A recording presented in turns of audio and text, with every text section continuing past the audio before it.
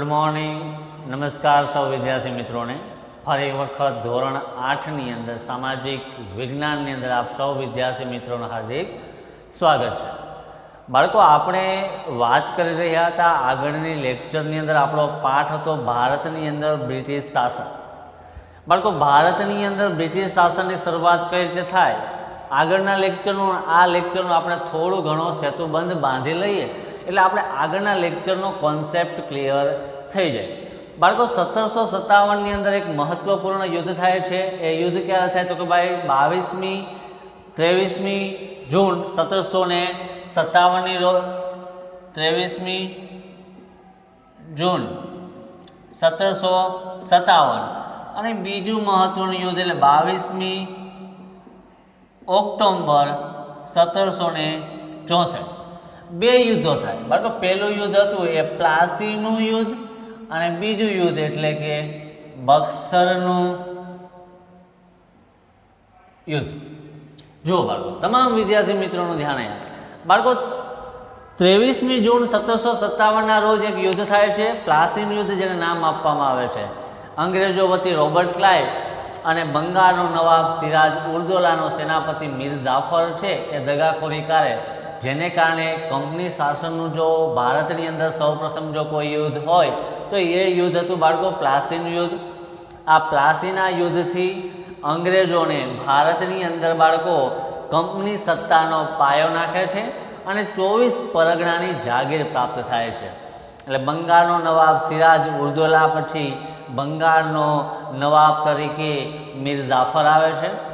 बाळको मीर जाफर अंग्रेजों ने एवं हतुं कि मीर जाफर अमारू कह्युं करशे, पण थोड़ा समय माटे अथवा थोड़ा समय प्रमाणे मीर जाफरे ए प्रमाणे कार्य कर्युं अने थोड़ा समय पछी ए वधु महत्वाकांक्षी बनता अंग्रेजोए मीर जाफरने बंगाळना नवाब उपरथी पदभ्रष्ट करी अने एनो ज जमाई एटले के मीर कासिમને बाळको बंगाळनो नवाब बनावे छे। ए मीर कासिम है ये तो मीर जाफर करता वधारे महत्वाकांक्षी बने छे, एटले मीर कासिम ने पदभ्रष्ट करी फरी मीर जाफर ने बंगाळनो नवाब बनावे।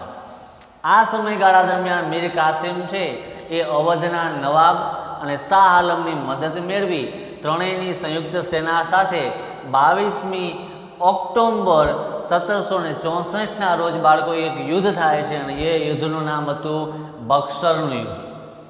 बाळको 1757 प्लासीना युद्धथी अंग्रेजोने भारत में कंपनी सत्तानो पायो नाखे छे अने 24 परगणानी जागीर मेळवे छे। भारतनो इतिहास बदलाय छे 1757 प्लासीना युद्धथी, परंतु बाळको बीजुं युद्ध थाय 1764 रोज बक्सरनुं युद्ध। बाळको आ युद्धथी अंग्रेजोने बंगाळ बिहार और ओडिशा में दीवानी सत्ताओं प्राप्त थाय। दीवानी सत्ताओं एटले एवी सत्ताओं बाळको कि जेमां कर वसूल करवानी सत्ता ए कया युद्ध थी प्राप्त थाय तो कि भाई दीवानी सत्ताओं ए बक्सरना युद्ध थी प्राप्त थाय। बाळको आ दीवानी सत्ताओं 1765 अंदर अंग्रेजो मेळवा पछी भारतनी अंदर बाळको ए पहेलो कॉर्नवालिस जे गवर्नर होय ए कायमी जमाबंदी दाखल करे छे। बाळको कायमी जमाबंदी एटले शुं? 1793 अंदर बाळको कायमी जमाबंदी नामनी एक पद्धति दाखल थाय छे।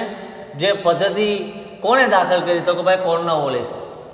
आ कायमी जमाबंदीनी अंदर शुं हतुं तो कि भाई कायमी जमाबंदीनी अंदर जमीनदारोने जमीनना हक अने जमीन उपरथी अथवा जमीनमां महसूल प्राप्त करवानो हक आपवामां आव्यो। एटले के बाळको जमीनदारोने सरकारना एजंट तरीके कार्य करवानुं। बीजो एमां नियम हतो कि आ जमीनदारे सरकारने 9 भाग महसूल तरीके सरकारमां जमा कराववा अने 10मो भाग पोतानो मेहनताना स्वरूपे राखवो। बाळको आ पद्धति छे ए जमीनदारो माटे खूब ज नुकसानकारक हती। कोईपण भोगे खेडूतोए महसूल आपवू पड़तुं। जो महसूल ना आपी शके तो जमीनदारो कोईपण भोगे एनी पासेथी महसूल प्राप्त करता अने जो महसूल ना आपे तो एनी जमीन पण ए लोको लई लेता। एना पछी बाळको बीजी पद्धति आवे छे। पहेली पद्धति कायमी जमाबंदी, एना विषे आपणे जोई गया। बीजी आजे जे भणवाना छीए बाळको रैयत पद्धति। ચલો જોઈએ બધા વિદ્યાર્થી મિત્રોનું ધ્યાન અહીંયા પાઠ્યપુસ્તકની અંદર આજે જેટલું ચલાવવું એ બધું તમારે ફેરબુકમાં લખવાનું રહેશે. બાળકો રૈયતવાળી પદ્ધતિ છે એ 19મી સદીની શરૂઆતમાં એટલે કે 1820માં દાખલ પદ્ધતિ લાગુ કરવામાં આવે છે. પહેલી પદ્ધતિ એટલે કે પહેલી પદ્ધતિ આપણે જોઈએ તો કોર્નવોલિસે કાયમી જમાબંધી દાખલ કરે. એના પછી બીજી પદ્ધતિ એટલે રૈયતવાળી પદ્ધતિ એ 19મી સદીની શરૂઆતમાં ક્યારે બાળકો હતો કે ઈસવીસન 1820ની અંદર આ પદ્ધતિ દાખલ કરવામાં આવી. ત્યાર પછી બાળકો શરૂઆતની અંદર આ પદ્ધતિ ક્યાં લાગુ કરવામાં આવી રૈયતવાળી પદ્ધતિ તો ભાઈ મુંબઈ અને મદ્રાસના જે પ્રાંતો હતા એમાં સૌપ્રથમ રૈયતવાળી પદ્ધતિ દાખલ કરવામાં આવી. રૈયતવાળી પદ્ધતિ ક્યારે દાખલ કરવામાં આવી તો 1920માં. કઈ સદીમાં તો 19મી સદીની અંદર. જુઓ 19મી સદીની શરૂઆતમાં એટલે કે 1820માં આ રૈયતવાળી પદ્ધતિ લાગુ કરવામાં આવે છે. કયા પ્રાંતોની અંદર આ પદ્ધતિ લાગુ કરવામાં આવે 1820માં તો કે જુઓ મુંબઈ અને મદ્રાસમાં આ રૈયતવાળી પદ્ધતિ બાળકો સૌપ્રથમ વખત દાખલ કરવામાં આવે છે. ત્રીજો MCQ મહત્વનો બની શકે કે રૈયતવાળી પદ્ધતિ કોણે દાખલ કરી અથવા તો રૈયતવાળી પદ્ધતિનો જન્મદાતા કોણ, એનો પ્રણેતા કોણ તો કે ભાઈ રૈયતવાળી પદ્ધતિનો જન્મદાતા થોમસ મુનરો. આપણી પાસે બાળકો 3 મહત્વના MCQ બનાવીએ. જુઓ રૈયતવાળી પદ્ધતિ ક્યારે દાખલ કરવામાં આવી 1820માં પહેલો MCQ. બીજો MCQ જોઈએ રૈયતવાળી પદ્ધતિ કયા પ્રાંતોમાં દાખલ કરવામાં આવી તો કે પહેલું મુંબઈ અને મદ્રાસ. ત્રીજો અને મહત્વનો MCQ રૈયતવાળી પદ્ધતિ કોણે દાખલ કરી અથવા બાળકો એમ પૂછાય કે રૈયતવાળી પદ્ધતિ દાખલ કરનાર કોણ હતો તો આવશે થોમસ મુનરો. આગળનો બાળકો એ સમયે થોમસ મુનરો હતા એ મદ્રાસના ગવર્નર હતા. ચોથો મહત્વનો MCQ બાળકો 1820ની અંદર એક પદ્ધતિ દાખલ કરવામાં આવે. પદ્ધતિનું નામ હતું રૈયતવાળી પદ્ધતિ. આ રૈયતવાળી પદ્ધતિ કયા પ્રાંતોમાં શરૂઆતના ગાળામાં લાગુ થઈ તો કે મુંબઈ અને મદ્રાસ. કોણે દાખલ કરી તો કે થોમસ મુનરોએ. બાળકો એમ પણ MCQ પૂછી શકે કે થોમસ મુનરો એ સમયે ક્યાંના ગવર્નર હતા તો કે મદ્રાસ એટલે કે ચેન્નઈના ગવર્નર હતા. ચલો અહીંયા સુધી ક્લિયર. બેઝિક માહિતી આપણે સૌએ મેળવી. ચલો આગળ બાળકો આ પદ્ધતિમાં જમીન ખેડનારને જમીન માલિકીનો હક આપવામાં આવ્યો. ખૂબ જ મહત્વનો MCQ તમે જોઈ શકો અથવા ખાલી જગ્યામાં પૂછે કે રૈયતવાળી પદ્ધતિની અંદર કયો હક આપવામાં આવ્યો તો કે રૈયતવાળી પદ્ધતિની અંદર જે જમીન ખેડનાર એટલે જે જમીન ઉપર વાવેતર કરતા હતા જેની પાસે જમીન હતી એ જમીન ખેડનારને જમીન માલિકીનો હક આપવામાં આવ્યો. જમીન માલિકીનો હક એટલે કે એ જમીન એની. જે વ્યક્તિઓ જમીન ખેડતા હતા એ રૈયતવાળી પદ્ધતિમાં એને એ હક આપી દેવામાં આવ્યો. ફરી એક વખત બાળકો રિવિઝન કરું છું કે રૈયતવાળી જે પદ્ધતિ હતી એ પદ્ધતિની અંદર જુઓ બાળકો જમીન ખેડનારને જમીન માલિકીનો હક આપવામાં આવ્યો. રૈયતવાળી પદ્ધતિ ક્યારે દાખલ થઈ તો 1820 શરૂઆતમાં મુંબઈ મદ્રાસ. કોણે દાખલ કરી થોમસ મુનરોએ. એ સમયના ગવર્નર ક્યાંના હતા થોમસ મુનરો તો કે મદ્રાસના.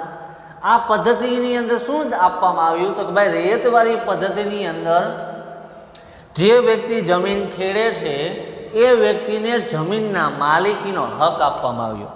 બાળકો સરકારની શરત મુજબ જે ખેડૂતે જમીન મહેસૂલ હતું એ તો ચૂકવવું જ પડતું. જો આમાં કાયમી જમાબંધીની અંદર આપણે જોયું હતું કે ખેડૂતોએ મહેસૂલ ચૂકવવું પડે, કર આપવો પડતો. ભલે રૈયતવાળી પદ્ધતિ દાખલ થઈ, જમીન ખેડનારને જમીન માલિકીનો હક આપ્યો, પણ સરકારની શરત મુજબ જે ખેડૂત હતો એ ખેડૂતે જમીન ઉપર શું આપવું પડતું? મહેસૂલ. મહેસૂલ એટલે બાળકો કર તો આપવો જ પડતો. ભલે એ લોકોને જમીન માલિકીનો હક આપી દેવામાં આવ્યો, પણ એ લોકોએ જમીન ઉપરનું કર મહેસૂલ તો ખેડૂતે આપવું જ પડતું સરકારને. ચલો અહીંયા સુધી ક્લિયર બધા વિદ્યાર્થી મિત્રોને? ઓકે, ચલો આગળ. બાળકો રૈયતવાળી જે પ્રથા હતી એ પ્રથાથી જમીન માલિકીનો હકનો કોઈ ફાયદો થતો ન હતો. જુઓ બાળકો, રૈયતવાળી પદ્ધતિએ જે જમીન ખેડનાર વ્યક્તિ હતો એને જમીન માલિકનો હક આપ્યો, પણ એ હકથી કોઈ ફાયદો ન થતો. શું કામે ફાયદો ન થતો હતો? એના 3 કારણો છે. કેટલા કારણો છે? 3 કારણો. કયા 3 કારણો? જો ધ્યાને આપો બાળકો. 1820માં એક પદ્ધતિ દાખલ થઈ, રૈયતવાળી પદ્ધતિ. શરૂઆતમાં કયા પ્રાંતોમાં? તો મુંબઈ, મદ્રાસ. કોણે દાખલ કરી? થોમસ મુનરોએ. એ સમયે ક્યાંના ગવર્નર હતા? મદ્રાસના. પછીનો પોઈન્ટ, આ પદ્ધતિમાં શું આપવામાં આવ્યું? તો કે જમીનદારને, જમીન ખેડનારને જમીન માલિકીનો હક આપવામાં આવ્યો. બાળકો, સરકારની શરત મુજબ ખેડૂતે જમીન મહેસૂલ તો ચૂકવવું જ પડતું. બાળકો, જમીન માલિકીના હકથી ખેડૂતને કોઈ ફાયદો ન થયો. તેના 3 કારણો હતા. મહત્વના 2 માર્કનો પ્રશ્ન. કયા 3 કારણો? બાળકો, જમીનનું વધારે પડતું મહેસૂલ. જો જમીન ઉપર વધારે મહેસૂલ આપવું પડતું. ભલે ખેડૂતને, જે જમીન ખેડનાર વર્ગ હતો, એ જમીન ખેડનારને જમીન માલિકીનો હક પ્રાપ્ત તો થયો, પણ એ જમીન ઉપર બાળકો વધારે કર, મહેસૂલ આપવું પડતું. આ પહેલું કારણ. બીજું કારણ શું હતું? બાળકો, સરકાર ઈચ્છે ત્યારે જમીન ઉપરનું મહેસૂલ વધારે શકતા. જુઓ, જ્યારે પણ સરકાર ઈચ્છે ત્યારે જમીન ઉપર મહેસૂલનો વધારો કરી શકતી. જો બાળકો, પહેલું કારણ શું કહે કે ઓલરેડી જમીનમાં વધારે પડતું મહેસૂલ તો હતું જ. બીજું કારણ એ હતું જ્યારે પણ સરકાર ઈચ્છે ત્યારે સરકાર જમીન ઉપર મહેસૂલ વધારી શકે. ત્રીજું કારણ જુઓ, કોઈ પણ સ્થિતિમાં બાળકો અનાજ પાકે કે નાશ થાય. બાળકો, અત્યારનો સમયગાળો જુઓ, વરસાદ ઓછો પડે અથવા વધુ પડે, કોઈ પણ સંજોગોની અંદર જો બાળકો પાકનો નાશ થાય અથવા તો અનાજ ન પાકે તો પણ ખેડૂતે, રૈયતે, એટલે કે રૈયત એટલે શું થશે? ખેડૂત. મહેસૂલ તો આપવું જ પડતું. જો બાળકો, અનાજનું નુકસાન થાય અથવા અનાજ ન પાકે અથવા તો ઓછું પાકે તો પણ બાળકો ખેડૂતોએ ફરજિયાતપણે સરકારને શું આપવું પડતું? મહેસૂલ આપવું પડતું. હા, સમજાય અહીંયા સુધી? આ હતી રૈયતવાળી પદ્ધતિ. બાળકો, અહીંયા તમે જુઓ, કાયમી જમાબંધીનું મેં તમને સરસ મજાનું કોષ્ટક શોર્ટમાં રિવિઝન માટે આપી દીધું, જે તમારે વિદ્યાર્થી મિત્રોએ જોવાનું છે કે ભાઈ કાયમી જમાબંધી ક્યારે દાખલ થાય? તો 1793ની અંદર. કોણે દાખલ કરી? તો કે કોર્નવોલિસે. શું નિયમો, શું શરતો હતી? તો કે જમીનદારને જમીન મહેસૂલના અને જમીનના હકો પ્રાપ્ત થયા, એટલે સરકારના એજન્ટ રહેતા. જમીનદારે મહેસૂલના 9 ભાગ સરકારને આપવા પડતા અને 10મો ભાગ છે પોતાના મહેનતાણા તરીકે રાખતા. તો વિદ્યાર્થી મિત્રો, અહીંયા જો આપણે રૈયતવાળી પદ્ધતિનો અભ્યાસ કર્યો અને કાયમી જમાબંધીનું પણ આપણે શોર્ટમાં રિવિઝન કર્યું. ફરી એક વખત બાળકો ધ્યાન અહીંયા બધા વિદ્યાર્થી મિત્રોનું રૈયતવાળી પદ્ધતિનું શોર્ટમાં રિવિઝન કરવું. ક્યારે દાખલ થઈ? 1820. શરૂઆતમાં ક્યાં લાગુ થઈ? મુંબઈ, મદ્રાસ. કોણે દાખલ કરી? થોમસ મુનરોએ. થોમસ મુનરોએ સમય ક્યાંના ગવર્નર હતા? મદ્રાસના. આ પદ્ધતિમાં કયો હક આપવામાં આવ્યો? તો જમીન ખેડનારને જમીન માલિકીનો હક. બાળકો, આ પ્રથાથી, આ પદ્ધતિ મુજબ સરકારને ખેડૂતોએ મહેસૂલ તો આપવું પડતું. ભલે બાળકો વિદ્યાર્થી મિત્રો ખેડૂતોને જમીન માલિકીનો હક પ્રાપ્ત થયો પણ કોઈ ફાયદો ન હતો. એના 3 કારણો. કયા 3 કારણો? જમીન ઉપર મહેસૂલ વધુ હતું, સરકાર ઈચ્છે ત્યારે મહેસૂલ વધારી શકતી, અને ત્રીજું, કોઈ પણ પરિસ્થિતિમાં અનાજ પાકે કે ન પાકે કે નાશ થાય તો પણ બાળકો ખેડૂતોએ જમીન ઉપરનું મહેસૂલ ચૂકવવું જ પડતું.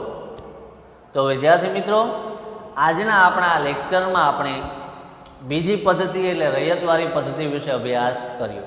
આજનું તમારું હોમવર્ક, આજે મેં જેટલું બોર્ડ ઉપર લખ્યું છે એ બધું તમારે મુદ્દાઓ સાથે ફેરબુકમાં લખી લેવાનું.